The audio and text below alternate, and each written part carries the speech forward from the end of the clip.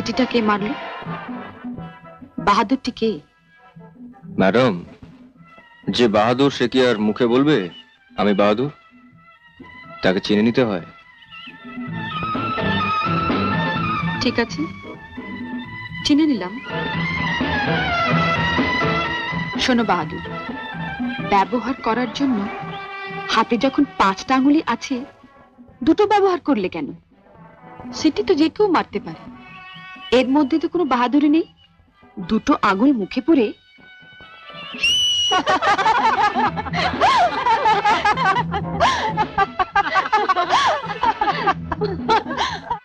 এই 5টা আঙুল কিভাবে ব্যবহার করে জানো?